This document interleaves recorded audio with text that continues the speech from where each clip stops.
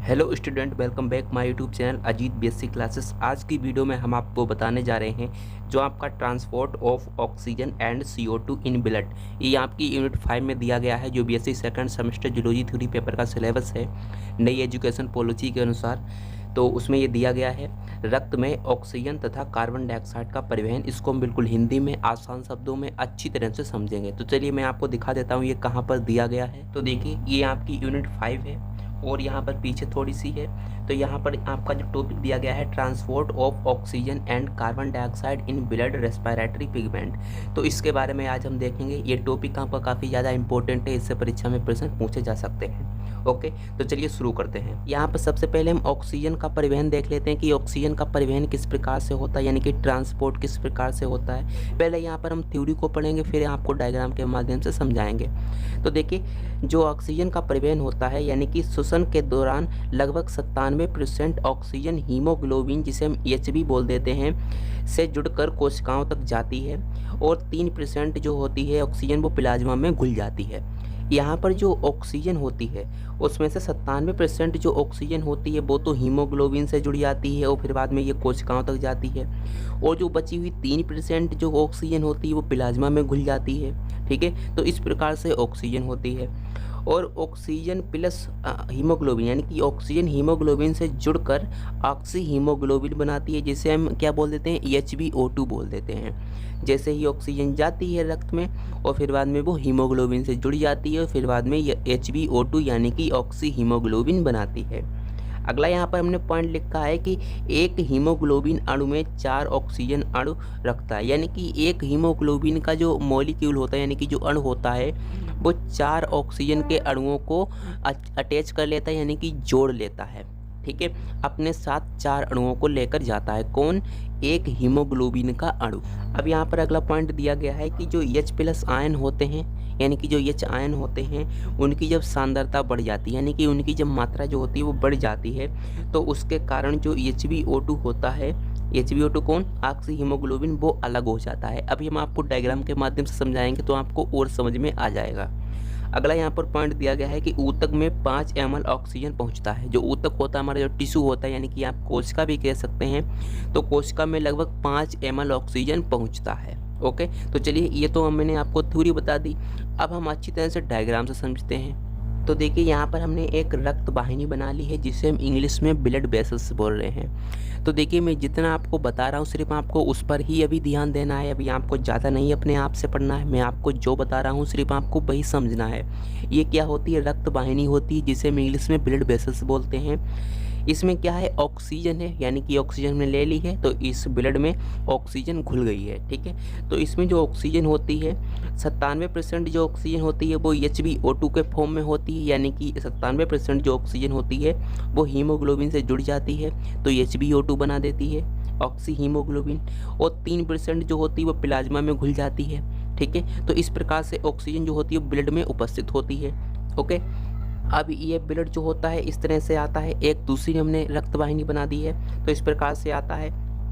और इसमें क्या हो रहा है? ये जो रक्त वाहिनी होती है इसमें क्या होता है? इसमें जो कोशिका होती है, जो मैं आपको बता रहा हूँ सिर्फ आपको देखना है। जो देखिए कोशिका होती है, यानी कि जो टिश्यू बोल सकते हैं, तो देखिए ये एक सेल है। इसके अंदर क्या होता है? कार्बन डाइऑक्साइड की जो मात्रा होती है, यानी कि CO2 की जो मात्रा होती है वो ज़्यादा से ज़्यादा होती है। ओके, तो CO2 की मात्रा ज़्यादा होती है, तो ये CO2 कहाँ जाती है? ऑक्सीजन लेने के लिए इसमें जाती है ब्लड में। ठीक है, ब्लड में जैसे ही ये कार्बन डाइऑक्साइड कोशिका से इस ब्लड में जाती है, तो क्या होता है? जो कार्बन डाइऑक्साइड होती है वो वाटर से मिल जाती है। हमारे रक्त में वाटर भी होता है, तो ये वाटर से मिल जाती है। और कार्बोनिक एनहाइड्रेज एक एंजाइम होता है, इसकी मदद से, कार्बोनिक एनहाइड्रेज की मदद से क्या बना देती है?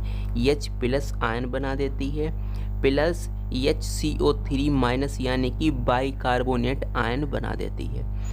तो कोशिका से जैसे ही कार्बन डाइऑक्साइड कहाँ पर जाती है? ब्लड में जाती है, तो ये प्रक्रिया कर देती है, H+ आयन बना देती है, HCO3- यानी कि बाइकार्बोनेट आयन बना देती है। ठीक है, इतनी बात आप समझ पा रहे हैं। और बाहर क्या हो रहा है? होता है बाहर जो HbO2 होता है, HbO2 वो टूट जाता है किस में, O2 में टूट जाता है और Hb में टूट जाता है, यानी कि हीमोग्लोबिन में टूट जाता है। जो ऑक्सी हीमोग्लोबिन होता है वो क्या होता है, HbO2 जो होता है वो टूट जाता है ऑक्सीजन में और हीमोग्लोबिन में। ओके, तो यहाँ पर जो H+ आयन होता है, H+ आयन आता है और कहाँ जुड़ जाता है, सीधे हीमोग्लोबिन से जुड़ जाता है और क्या बना देता है, HbH बना देता है। HbH कहने का मतलब क्या होता है, हीमोग्लोबिनिक एसिड यानी कि ब्लड बफर बना देता है। या तो आप हीमोग्लोबिनिक अम्ल बोल सकते हो या आप ब्लड बफर बोल सकते हो, तो HbH बना देता है। ठीक है, H+ आयन जैसे ही Hb से जुड़ता है तब ये HbH बन जाता है।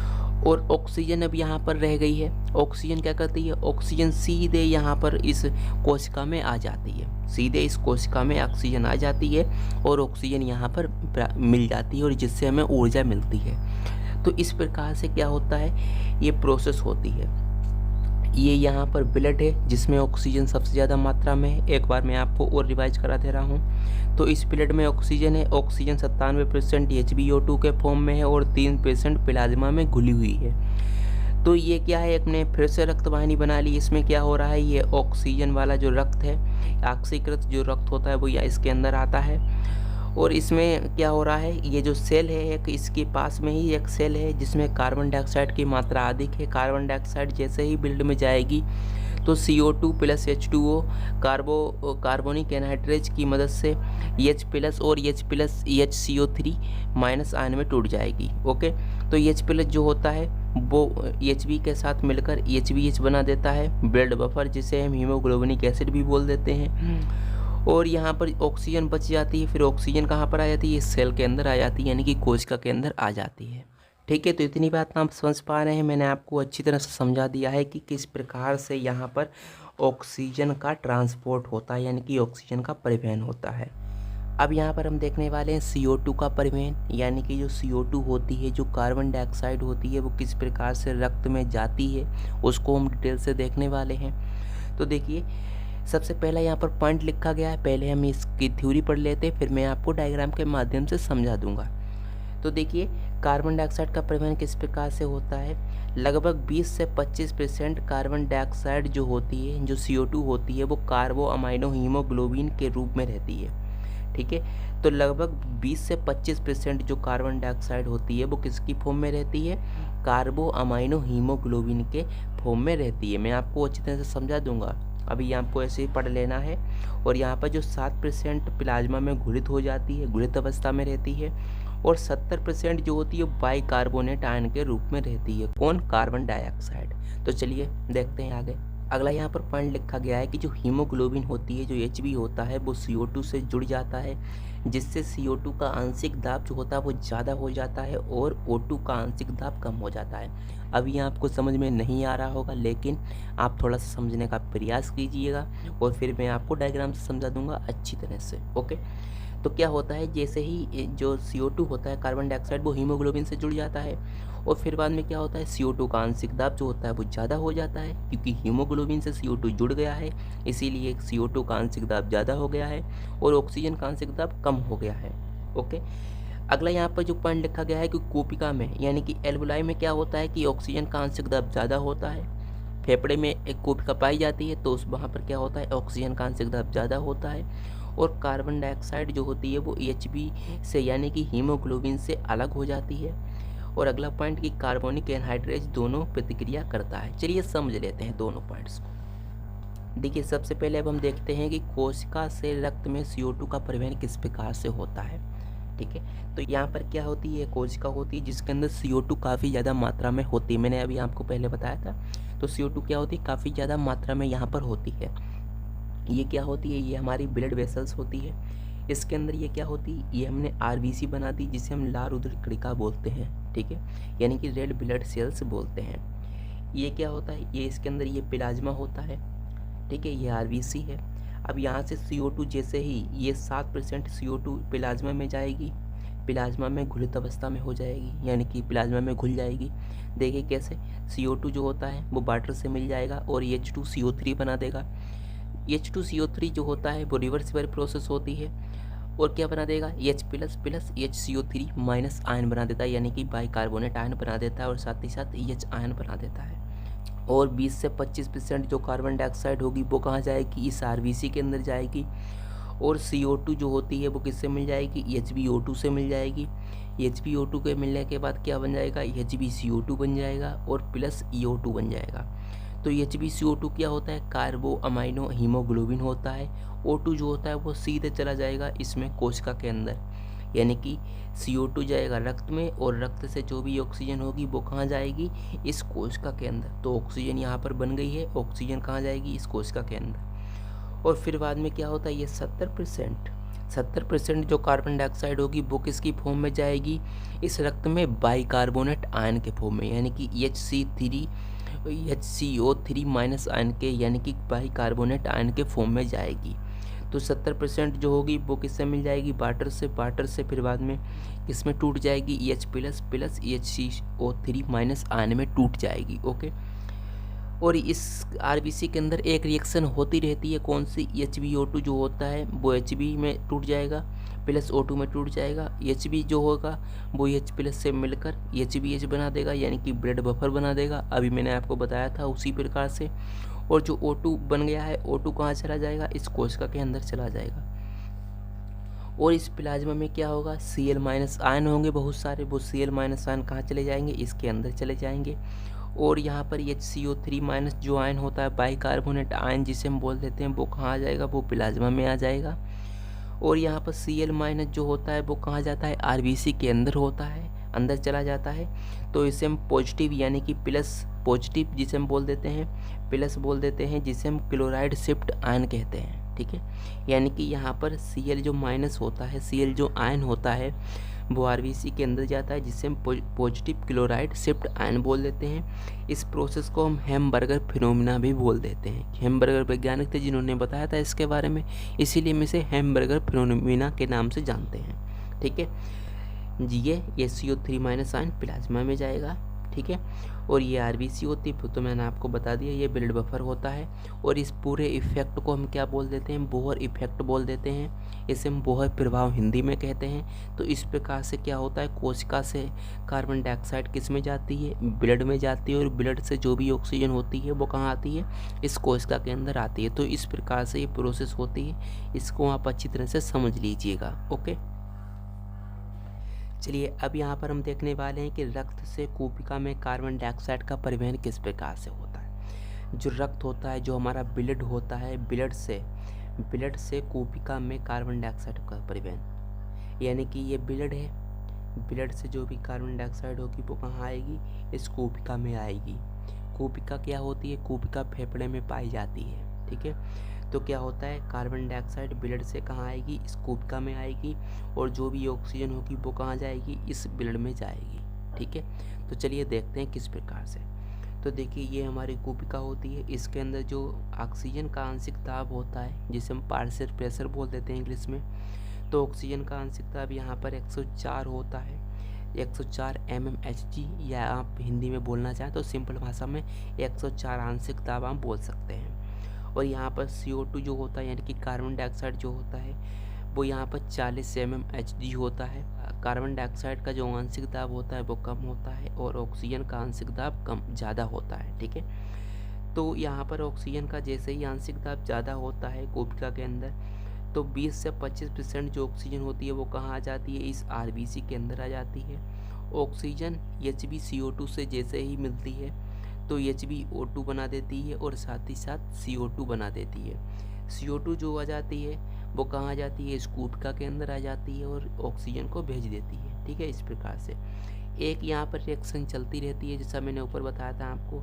HbH जो होता है वो टूट जाता है Hb में, यानी कि हीमोग्लोबिन में, और H प्लस आयन में टूट जाता है। ठीक है, और यहाँ से जैसे ही ऑक्सीजन आती है तो HbO2 बना देती है। किस प्रकार से HbO2 बनाती है वो मैं आपको बता देता हूँ।